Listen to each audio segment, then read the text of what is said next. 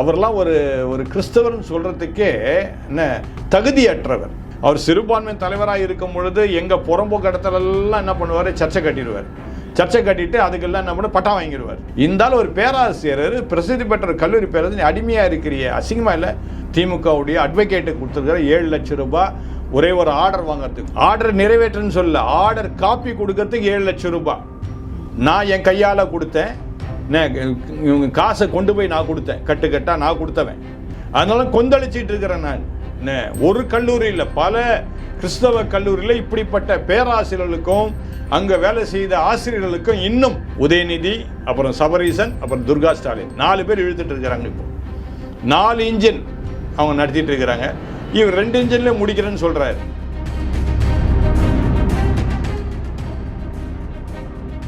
Reports now நேயர்களுக்கு வணக்கம். இன்று நம்மோடு இணைந்திருக்கும் சிறப்பு விருந்தினர் ஆர்ச் பிஷப் திரு குணசேகரன் சாமுவேல் அவர்கள். வணக்கம் பாப்பா. வணக்கங்க. கோவை சத்யா அவர்கள் ஏடிஎம்கே அவர் ஒரு அக்யூசேஷனை முன்வைக்கிறாரு. இப்போ எலெக்ஷன் வரப்போகுது அப்படின்றதுனால சில பாதிரியார்களை அழைச்சிட்டு அவங்களுக்கு தனியாக ட்ரைனிங் கொடுத்து யாருக்கு வாக்கு போடணும், அதுக்கு என்ன மாதிரியான மைண்ட் செட்டை செட் பண்ணுன்ற மாதிரியான விஷயங்கள் தமிழ்நாட்டில் நடந்துட்டு இருக்கு அப்படின்ற ஒரு குற்றச்சாட்டை அவர் முன்வைக்கிறார். உண்மையா? 100% உண்மை. இது என்னன்னா, இப்போது நான் மட்டும் இதை அவரை தவறு செய்கிறார்னு சொல்ல, என்னை போன்ற எத்தனையோ கிறிஸ்தவ தலைவர்களே அதுக்கு கண்டனம் தெரிவிச்சிட்டாங்க. அது இந்த ஃபேஸ்புக்கெல்லாம் வந்துட்டுருக்குது. அதில் எனக்கு தெரிஞ்ச அநேக கிறிஸ்தவ தலைவர்களே இதுக்கு கண்டனம் தெரிவிச்சிருக்காங்க. காரணம் என்னென்னா, அவர் சிறுபான்மையின் தலைவராக இருக்கிறார். சிறுபான்மையின் தலைவராக இருக்கிறதுனால இந்த திராவிட முன்னேற்ற கழகத்திற்கு அவர் அடிமை மாதிரி ஆயிட்டார். நான் என்ன சொல்கிறேன்னா, அவர் ஒரு ப்ரொஃபஸர், லைலா காலேஜில் ஒரு ப்ரொஃபஸராக இருக்க வேண்டியவர். அந்த ப்ரொஃபஸர் வேலையை ஒழுங்காக செய்திருக்கலாம், சரி பரவாயில்ல, சிறுபான்மையின் தலைவராக அவரை நியமிச்சிருக்கிறாங்க. அப்படின்ற போது சிறுபான்மையர்களுக்கு என்ன செய்தார், அவர்களுக்கு என்ன எத்தனையோ ஃபண்ட்ஸ் இருக்குது, எத்தனையோ விதமான ப்ராஜெக்ட்ஸ் இருக்குது. அதை சிறுபான்மை மக்கள், அதாவது அது முஸ்லீமாக இருக்கட்டும், கிறிஸ்தவர்களாக இருக்கட்டும், அதை அவங்க செய்து கொடுத்துருக்கலாம். ஒன்றும் இல்லை, எத்தனையோ திருச்சபைகள் திராவிட முன்னேற்ற கழகத்தில் உடைச்சிருக்கிறாங்க. அதை இந்து கோயில் உடைச்சிருக்கிறாங்கன்றது வேற, என்ன அதுவும் தவறு தான் அவங்க செய்தது. நான் கரெக்டுன்னு சொல்ல வரல. ஆனால் சிறுபான்மை பற்றி பேசும்போது நான் பேச வேண்டிய கட்டாயத்தில் இருக்கிறேன். ஒரு சிறுபான்மை தலைவராக இருக்கும் பொழுது நீங்கள் எப்படி திருச்சபையை உடைக்கலான்னு சொல்லி கேள்வி எழுப்பி இருக்கணும். ஒரு சிறுபான்மை தலைவருடைய வேலையே அதுதான். அப்படியே ஒருவேளை அந்த சர்ச்சை உடைக்கிறாங்களா, எந்த காரணத்துக்கு உடைக்கிறாங்க, ஒருவேளை அது அரசு நிலத்தில் இருக்கின்றதா, அப்போ வேறு ஒரு மாற்று இடத்தை ஒரு திருச்சபை கொடுக்கணும். அதுதான் சிறுபான்மை தலைவருடைய வேலையே. அடுத்தது, கடந்த ஒரு 3 மாத காலமாக என்ன பண்ணுற, ஒவ்வொரு மாவட்டமாக போகிறார். அங்கே உள்ள பேராயர்கள் எல்லாரையும் ஒன்று சேர்க்கிறார். அங்கே உள்ள சில போதகர்களை ஒன்று சேர்க்கிறார். அவர் என்ன சொல்கிறாரு, இந்த திராவிட முன்னேற்ற கழக அரசு சிறுபான்மை, இத்தனை கிறிஸ்தவ சிறுபான்மைகள் நிறைய செய்திருக்குன்னு சொல்லி வீணா ஒரு கற்பனையில் இது எப்படின்னா பாடம் நடத்துவாங்க. லைலா காலேஜில் ப்ரொஃபஸரில் அவர் லெக்சர் பண்ணி ஆகணும்ல, அந்த மாதிரி லெக்சர் பண்ணி பிரெயின் வாஷ் பண்ணுறாரு கிறிஸ்தவர்களை. அவர் நினச்சிக்கலாம் என்னமோ அறிவாளித்தனமாக அவர் செய்கிறாருன்னு. அது முட்டாள்தனமாக அவர் செய்கிறார். நீ முட்டாளாக இருக்கிறே. அதுவும் லைலா காலேஜ் உலக பிரசித்தி பெற்ற ஒரு அருமையான ஒரு கல்லூரி. அந்த கல்லூரி பேராசிரியராக இருந்துட்டு இந்த சிறுபான்மையின் தலைவராக இருக்கிறது 3 வருஷம்தான். இந்த 3 வருஷ ஒரு பதவிக்காக உன்னையே அடிமையாக்கி முட்டாளாக்கிட்டு இருக்கிற, அப்படிதான் நான் சொல்ல முடியும். என்ன அவர்லாம் ஒரு கிறிஸ்தவர்னு சொல்கிறதுக்கே என்ன தகுதியற்றவர். நீ சொல்லு, நல்லது செய்யுந்தா சொல்லு, ஒன்றுமே செய்யலையே. இப்போ கூட நான் சேலஞ்சு பண்ணுறேன், கிறிஸ்தவ சிறுபான்மையினருக்காக அந்த திராவிட முன்னேற்ற கழகம் என்ன செய்தது அப்படின்னு என் முன்னாடி உட்கார சொல்லுங்க பார்ப்போம். நான் சவால் விடுறேன், என் முன்னாடி உட்கார சொல்லுங்க பார்ப்போம். ஆனால் தொடர்ந்து சிறுபான்மையினர்களுக்காக இங்கே இருக்கும் கட்சி திமுக மட்டும்தான், அதற்கு எதிரான கட்சி தான் பாஜக அப்படின்ற குற்றச்சாட்டு தானே இங்கே இருக்குது. இல்லை, அதாவது அதை தான் சொல்கிறேனே, இதை தான் இவங்க முன்வைக்கிறாங்க. இந்த திராவிட முன்னேற்ற கழகத்தினர் என்ன பண்ணுறாங்க, இப்படிப்பட்ட சிறுபான்மையினர் தலைவர்னு சொல்லி அவருக்கு பதவியை கொடுத்து, எப்பா நீ ஏன் அமைதியாக இருக்கிற, உனக்கு நல்ல தலைமை பொறுப்பை கொடுத்துற, நீ வேலையை செய்யின்னு சொல்லி செய்ய வைக்கிறாங்க. இதுக்கு முன்னாடி காலஞ்சென்ற முன்னாள் பேராயர் எஸ்ராசர்னு ஒருத்தர் இருந்தார், உங்களுக்கெல்லாம் தெரிஞ்சிருக்கும். அவரும் இதே காரியத்தை செய்துட்டு இருந்தார். ஆனால் அவர் ஒரு நல்ல ஒரு காரியத்தை செய்தார். என்னென்னா, அவர் சிறுபான்மை தலைவராக இருக்கும் பொழுது எங்கள் புறம்போக்கு இடத்துலலாம் என்ன பண்ணுவார், சர்ச்சை கட்டிடுவார். சர்ச்சை கட்டிட்டு அதுக்கெல்லாம் என்ன பண்ண பட்டம் வாங்கிடுவார். அந்த அறிவு இந்த ஆளுக்கு இல்லையே. அப்படியா செய்தால் கூட ஏதோ அறிவாளித்தனமாக செய்கிறாருன்னு நான் சொல்லுவேன். ஒரு பேராசிரியர், எஸ்ராசர்லாம் பேராசிரியர் கிடையாது, அவர் ஏதோ 10th கிளாஸ் படித்தவர் அவர். சரி, அதனால் வேறு வழி இல்லை, அடிமைத்தனத்தில் இருந்தார்னு சொல்லலாம். இருந்தாலும் ஒரு பேராசிரியர், பிரசித்தி பெற்ற கல்லூரி பேராசிரியர், அடிமையாக இருக்கிறிய, அசிங்கமாக இல்லை, ஒரு கொத்தடிமைக்கு காட்டிலும் கேவலமாக இருக்கிறியே, நான் நிச்சயமாக அவரை வந்து கண்டிக்கிறேன். நான் தொடர்ந்து அண்ணாமலை அவர்கள் இந்த டிஎம்கே ஃபைல்ஸ்க்கு அப்புறமா பார்க்குறோம், அவருடைய எக்ஸ்தலத்தில் நிறைய அமைச்சர்கள் பண்ணுற விஷயங்கள், அதாவது மோசடியாக இருக்கட்டும், ஊழலாக இருக்கட்டும், இதை பற்றி சொல்கிறேன். முக்கியமாக இந்த ஜாப் ஸ்கேம் அப்படின்றது, காசு வாங்கிட்டு வேலை கொடுக்குறாங்க அப்படின்ட்டு KN நேரு அவர்களாக இருக்கட்டும், அதுக்கப்புறமா ஒவ்வொரு அமைச்சர்களே வந்து பெரிய கருப்பினர்களாக இருக்கட்டும், ஒவ்வொரு அமைச்சர் மேலேயே வந்து ஒரு அக்யூசேஷன் வைக்கிறார், காசு வாங்கிட்டு தான் இங்கே வேலை கொடுக்கப்படுது அப்படின்றது.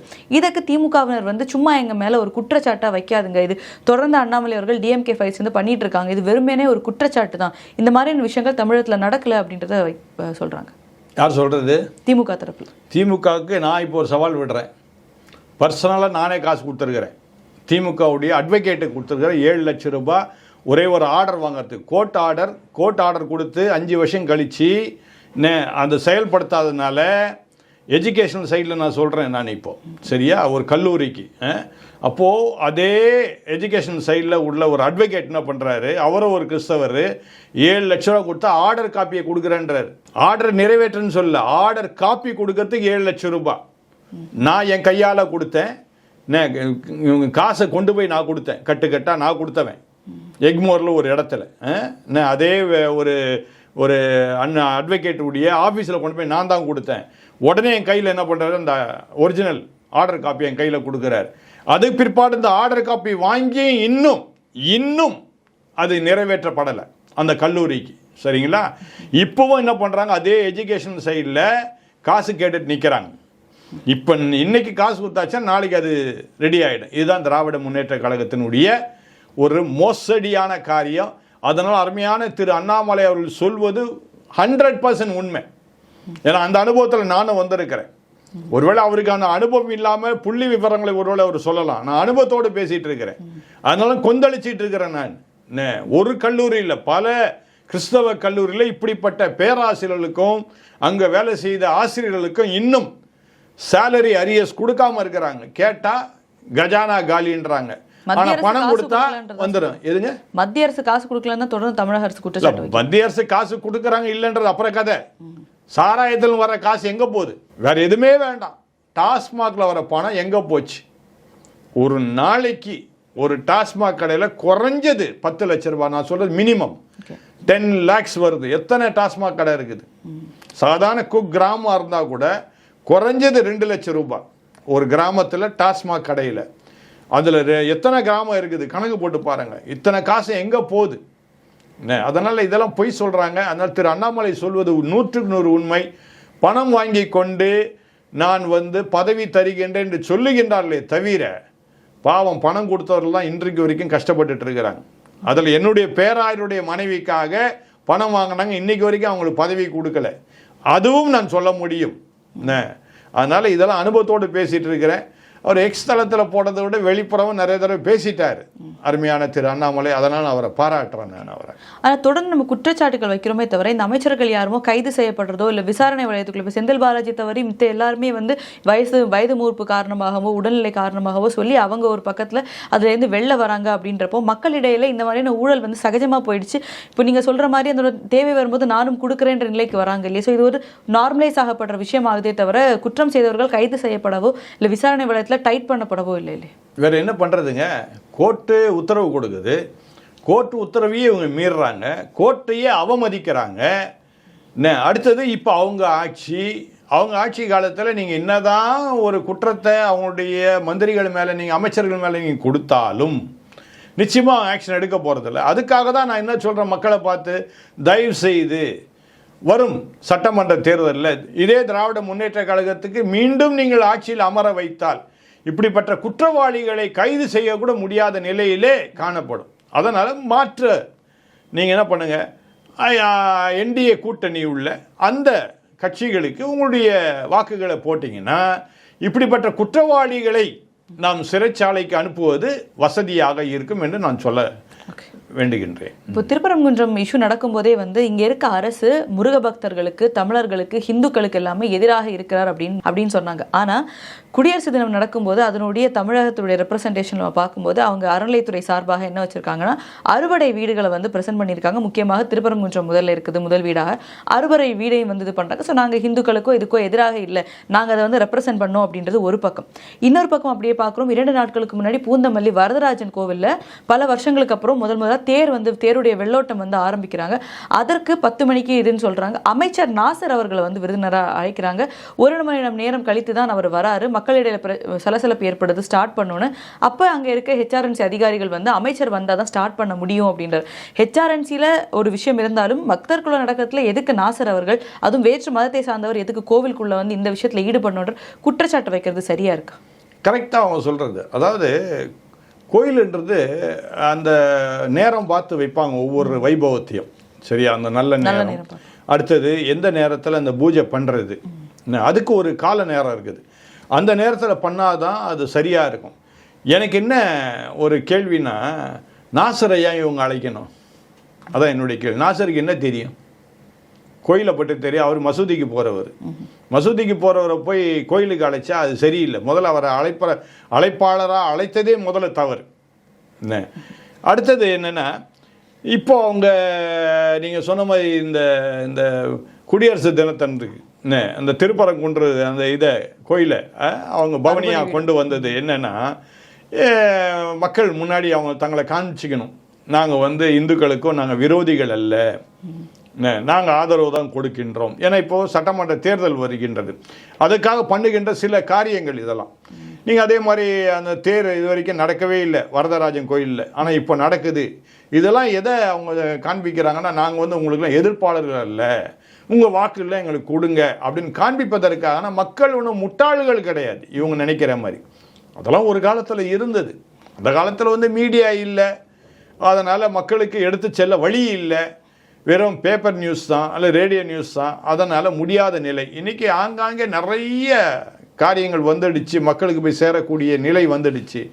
அதனால் முன்றி மாதிரிலாம் இவங்க ஏமாற்ற முடியாது மக்களை. இப்போ நேற்று இந்த மாதிரி விஷயம் நடக்கும்போதே ஹெச்ஆர்என்சி அதிகாரிகள் தான் தடுத்து இல்லை அமைச்சர் வந்தால் தான் பண்ண விடுவோம் அப்படின்னு சொல்கிறாங்க.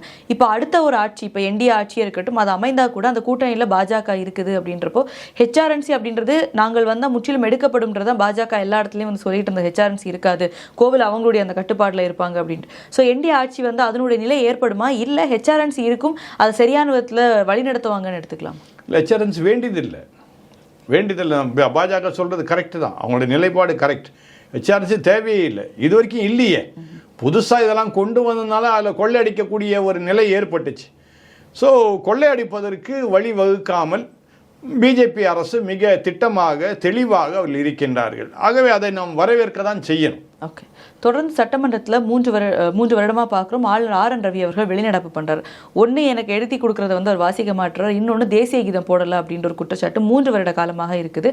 தமிழ் தாய் வாழ்த்து போடுற இடத்துல ஏன் இது போடலை அப்படின்ட்டு தொடர்ந்து ஸ்டாலின் அவர்களாக இருக்கட்டும், கம்யூனிஸ்ட் தரப்பில் சண்முகம் அவர்களாக இருக்கட்டும், ஆளுநர் எதுக்கு தேவை, ஆளுநர் திரும்ப பெறுங்க அப்படின்ட்டு மோடி அவர்கள்கிட்ட இது வச்சுருக்காங்க. இன்னொரு பக்கம் நேற்றுக்கு நடந்த குடியரசு தினத்துடைய தேநீர் விழாவிலையும் அவங்க புறக்கணிக்கிறாங்க. ஸோ ஆளுநர் தமிழ்நாட்டுக்கு வேண்டாம் அப்படின்றத தொடர்ந்து இவ்வளோ வருடமாக ஸ்ட்ராங்காக நிற்கிறாங்க இல்லையா? ஒருவேளை ஆளுநரை பேசாமல் துர்கா ஸ்டாலினை போடலான்னு விருப்பப்படுறாங்களோ என்னமோ. அவங்க ஆளுநராக இருந்துட்டால் நல்லா இருக்கும். ஏன்னா அவங்க தான் ஆளுமை செய்துட்டு இருக்கிறாங்க. இப்போ தமிழ்நாடே அவங்க தான் ஆளுமை செய்துட்டு இருக்கிறாங்க. துர்கா ஸ்டாலின் தலைமையில் தான் இப்போ ஆட்சியே நடந்துட்டு இருக்குது. முதலமைச்சர் வந்து ஸ்டாலினாக இருந்தாலும் ஆளுநர் யாருன்னா துர்கா ஸ்டாலின் தான். அதாவது குடும்ப ஆட்சி அதுதான் நடக்குது. அதனால் அவங்க குடும்பத்தில் ஒருத்தர் ஆளுநராக போட்டால் நல்லா இருக்கும் அப்படின்னு விருப்பம் வர்றாங்க. அதனால தான் என்ன பண்ணுறாங்க, ஆளுநரை நீங்கள் எடுத்துருங்கன்னு சொல்லிகிட்டே இருக்கிறாங்க. அடுத்தது ஆளுநர் சரியாக தானே இருக்கிறாரு, என்ன நடக்குதோ அதை எழுதி கொடுங்க நான் வாசிக்கிறேன்றது உண்மை தானே. ஏதோ பொய்யை வாசிட்டு போகிறதுக்கு இல்லை. முதலமைச்சர் அதுதான் பண்ணிகிட்டு இருக்கிறார் ஒவ்வொரு இடத்துலையும். அவருக்கு என்ன நடக்குதுன்னு ஒன்றுமே தெரியாது, இன்னும் எழுதி கொடுக்கணும் அதை அப்படியே வாசிப்பார். என்ன சில இடங்கள்லாம் நீங்கள் பார்த்துருக்கலாம், ஏதாவது தப்பாக வாசித்துறாரு, அப்புறம் கூப்பிட்டு யாராவது சொல்லுவாங்க இது தப்பாக வாசிக்கிறீங்க, இது இப்படி தான் சொல்லணும் அப்படின்னு மறுபடியும் தப்பாக வாசிப்பார் அவர். அந்த நிலையில் தான் முதலமைச்சர் இருக்கிறார். அந்த நிலையில் ஆளுநர் இல்லை. ஏன்னா அவரும் ஒரு IPS ஆஃபீஸர், அவருக்கு தெரியும் என்ன பண்ணணும்னு. அவர் வெளிநடப்பு செய்கிறது நீங்கள் செய்கிறது தவறு என்பதை காட்டுவதற்காக வெளிநடப்பு செய்கின்றார். அடுத்து தேசிய கீதம் தான் கட்டாயம் பாடணும். தமிழ்தாய் வாழ்த்து பாடுங்க, தமிழ்நாட்டில் நீங்கள் இருக்கிறீங்க, தமிழ் தாய் வாழ்த்து பாடணும், நான் வேண்டான்னு நான் சொல்லலை. ஆனால் தேசியத்தில் நீங்கள் இருக்கிறீங்க, அதை மறந்துடக்கூடாது. தேசிய கீதம் என்பது எல்லா இடத்துலையும் இருக்கணும். ஏன் நானே விழாக்கள் நடத்தும் போது தேசிய கீதம் பாடி தான் நான் முடிக்கிறேன். என்ன, தமிழ் தாய் வாழ்த்து நான் பாடுறேன், தேசிய கீதம் பாடுறேன், தேச பக்தியாக நான் இருக்கணும். நான் இந்த தேசத்தில் வாழ்கிறேன், அதற்குரிய அறிகுறி நான் காட்டி ஆகணும்ல. தமிழ்நாடு சட்டமன்றம் தேசத்தில் இந்திய தேசத்திற்குள்ளாக இருக்கின்றது என்பது எப்படி அதை காட்டணும்? தேச கீதம் பாடினதாலும் காட்டணும். அதை தானே அவர் சொல்கிறார், தவறாக ஒன்றும் சொல்லவே இல்லையே. இதை தவறாக மக்களிடத்தில் இவங்க என்ன பண்ணுறாங்க, எடுத்து உரைக்கிறாங்களே தவிர மக்கள் இதை புரிந்து கொண்டு இருக்கின்றால் நிச்சயமாக நான் அறிகின்றேன், இதை புரிந்து கொள்வார்கள். திராவிட முன்னேற்ற கழகம் வீட்டுக்கு போகும்போது என்னத்துக்கு போட்டு இதெல்லாம் நீங்கள் கேட்டுட்டு இருக்கிறீங்க, எப்படியும் போயிட்டாங்க, முடிஞ்சு போச்சு. அடுத்த 5 வருஷம் என்டிஏ கூட்டணி தான் ஆட்சி செய்ய போகுது. அதனால் இவங்கெல்லாம் இப்போ என்ன பண்ணால் என்ன, நமக்கு என்ன வந்தது? இப்போ 2021 எந்த கூட்டணி இருந்தோ அதே கூட்டணி தான் என்டிஏல இருக்குது. எக்ஸ்ட்ரா பார்த்தோம்னா டிடி தினகரன் அவர்கள் மட்டும்தான் வந்திருக்காங்கன்றப்போ எப்படி இதை நீங்கள் வெற்றி கூட்டணி, மெகா கூட்டணி சொல்கிறீங்க? எப்படி இந்த டபுள் இன்ஜின் சர்க்கார்லாம் இங்கே வேலை பார்க்கும்? அதெல்லாம் நடக்காது. அதே கூட்டணி தான் இருக்குது, மக்கள்கிட்ட ஒரு பிம்பத்தை தான் என்டிஏ கிரியேட் பண்ணுது அப்படின்றார். சரி, பிம்பத்தில் கிரியேட் பண்ணலங்க. இந்த 5 வருஷத்தில் மக்கள் என்ன முட்டாளாக இருக்கிறாங்கன்னு அர்த்தமா? எந்த கூட்டணியாக இருந்துட்டு போட்டுங்க, என்டிஏல எத்தனை கட்சி வரட்டும், இல்லை வராமல் போட்டோம், அதை பற்றி பிரச்சனை இல்லை. சரியா? அண்ணா திராவிட முன்னேற்ற கழகமும் பிஜேபியும் ஒன்றாக இணைந்து விட்டார்கள். அண்ணா திராவிட முன்னேற்ற கழகம் என்ன, ஒரு மாநில கட்சி, அவங்க மிக தெளிவாக இருக்கின்றாங்க. தேசிய கட்சியோடு கூட இணைந்திருந்தால்தான் மக்களுக்கு சேவை செய்ய முடியும், மக்களுக்கு நேரடியாக பயனாளிகளாக இருக்க முடியும் என்பதற்காக அவங்க இணைந்து இருக்கிறாங்க. அது ஒரு நல்ல காரியம். சரியா? அந்த நிலையில் நாம் பார்க்கும் பொழுது மக்களும் இப்போ தெளிவாக இருக்கிறாங்க. ஏன்னா நிறைய திட்டங்களை இவர்கள் வகுத்தார்கள். 2021 தேர்தல் வாக்குகள் நிறைய சொன்னாங்க, அதை நிறைவேற்றது ஒன்றுமே கிடையாது. இப்போ கடைசி நேரத்தில் மடிக்கணின்றாங்க, அந்த மடிக்கணிலையும் கண்டிஷன் போட்டு தான் கொடுத்துருக்குறாங்க. ஆகவே இவங்க சொல்லுகின்ற திட்டங்கள் எதுவுமே நிறைவேறலை என்பது மக்களுக்கு நன்றாக தெரியும். எப்படி எந்த கட்சி என்டிஏல வந்தாலும் சரி, பாரதிய ஜனதா கட்சியும் அண்ணா திராவிட முன்னேற்ற கழகம் ஒன்றாக இணைந்து இருக்கின்றன. ஆகவே இந்த கூட்டணி நிச்சயமாக ஜெயிக்கும் என்பதை அறிந்துதான் மற்ற கட்சிகளும் இவர்களோடு இணைகிறாங்க. இதான் இன்றைக்கு இருக்கின்ற நிலைப்பாடு. ஸ்டாலின் அவர்கள் என்ன சொல்றாரு, மோடி அவர்கள் வந்துட்டு போகும்போது அந்த டபுள் சர்க்கார்ன்றதை பற்றி பேசும்போது, உங்களுடைய டபுள் சர்க்கார் எந்தெந்த இடத்துல நுழைஞ்சிருக்கோ அப்படின்னு பார்க்கும்போது யூபி இந்த மாதிரி இடங்களில் விட தமிழகம் இந்த மாதிரி உங்களோட டபுள் இன்ஜின் சர்க்கார் நுழையாத இடம் தான் இன்னைக்கு வளர்ச்சியில் பெரிய அளவில் இருக்குது. நல்ல ஒரு இதில் இருக்கிற மாநிலம் உங்களுடைய சர்க்கார் இல்லாத மாநிலம் தான் அப்படின்னு சொல்லியிருக்கு. என்ன வளர்ச்சி அடைஞ்சிருக்கு தமிழ்நாடு? அதாவது நான் எப்பவுமே திராவிட முன்னேற்ற கழகத்தை பாராட்டக்குரியவன். ஏன்னா அவங்க வந்துட்டாங்கன்னா சாலைகள் சீரமைக்கப்படும், அநேக விதமான பாலங்கள், மேம்பாலங்கள் கட்டுவார்கள். ஆனால் இந்த 5 ஆண்டுகளில் என்ன செய்தாங்க? ஒன்றுமே செய்யலை. அவங்களும் டபுள் இன்ஜின் தானே போயிட்டு இருக்கிறாங்க. மகனோ தகப்பனோ இவங்க 2 பேர் தானே இப்போ வழி நடத்திட்டு இருக்கிறாங்க. அடுத்து குடும்பத்தில் உள்ளவங்க நடத்திட்டு இருக்கிறாங்க. என்ன அவங்க டபுள் இன்ஜின் பண்ணலை? அவங்க சொல்கிறது கரெக்ட் தான், ஒருவேளை டபுள் இன்ஜின் கிடையாது, 4 இன்ஜின் இப்போ இழுக்குது. என்ன, ஸ்டாலின், உதயநிதி, அப்புறம் சபரீசன், அப்புறம் துர்கா ஸ்டாலின் 4 பேர் இழுத்துட்டு இருக்கிறாங்க. இப்போ 4 இன்ஜின் அவங்க நடத்திட்டு இருக்கிறாங்க. இவர் 2 இன்ஜின்லேயே முடிக்கிறேன்னு சொல்கிறாரு. அதனால தான் அவங்களுக்கு வியப்பாக இருக்குது, எப்படி 2 இன்ஜின் நாங்கள் 4 இன்ஜின் வச்சு இழுத்துட்டு இருக்கிறோமே, அப்போ தான் நாங்கள் கொள்ளடிக்க முடியும், இவர் 2 இன்ஜினில் முடிச்சிட்றேன்னு சொல்கிறாரு. நான் அவர் ஒரு வியப்பாக ஒரு வேளை ஸ்டாலின் சொல்லியிருந்திருக்கலாம். உங்களை பொறுத்த வரைக்கும் இந்த கூட்டணி இப்போ விஜய் அப்படின்ற ஒருத்தருடைய புதிய கட்சி வந்திருக்கு, சீமான் அவர்கள் இருக்காரு, ஒரு 4 முனை போட்டியாக தான் இது பார்க்க முடியும். அப்படின்றப்போ திமுகவுடைய கூட்டணியில் இப்போ காங்கிரஸோ அவங்களால திறந்து சலசலப்பு வந்துட்டு இருக்கு. நேற்று கூட ஜோதிமணி அவர்களுக்கும் மதுரை எம்எல்ஏக்கும் இருக்கிற விஷயங்கள்லாம் பார்க்குறோம். ஸோ இந்த கூட்டணியில் பிரேக்கேஜ் எதுவும் நடக்காமல் இந்த மாதிரி இருந்தாலும் என்டிஏவுடைய வெற்றியை உறுதிப்படுத்த முடியும். ஆனால் அமித்ஷா அவர்கள் வரும்போது சொன்னார், இப்படி தான் ஜெயிப்போன்றதை தாண்டி பாடுபட்டாலும் எப்படியாவது ஜெயிப்போம் அப்படின்றதே ஒரு பெரிய ஒரு ட்விஸ்ட் உள்ள இருக்கிற மாதிரியே தோணுது. எப்படியாச்சும் ஜெயிப்போம் அப்படின்றது வின்னிங் இஸ் தேர், என்ன வேண்டது தான் அப்படின்றது பார்க்குறோம். ஸோ கண்டிப்பாக அந்த என்டிஏட கூட்டணி அமையும் நம்புறீங்களா? மிக தெளிவாக சொல்ல முடியும், என்டிஏ கூட்டணி தான் அடுத்த ஆட்சி. அதை திரும்ப திரும்ப நான் தைரியமாக சொல்ல முடியும். நீங்களே சொல்லிட்டீங்க, உள்துறை அமைச்சர் அமித்ஷா அவர்கள் சொல்லிவிட்டார்கள், எப்படியும் நாங்கள் ஆட்சி அமைப்போம், எப்படியும் இந்த ஆட்சி அமையும். மக்கள் நிச்சயமாக தெளிவாக இருக்கின்றார்கள். பாரதிய ஜனதா கட்சி மற்றும் அண்ணா திராவிட முன்னேற்ற கழகத்திற்கு தான் வாக்கு கொடுப்போம் என்று முனைப்பாக ஆவலாக இந்த தேர்தல் நாளுக்காக காத்திருக்கின்றார்கள். எங்களோடு இணைந்து பல்வேறு கருத்துக்களை பயந்தமைக்கு ரொம்ப நன்றி. மிக்க நன்றி.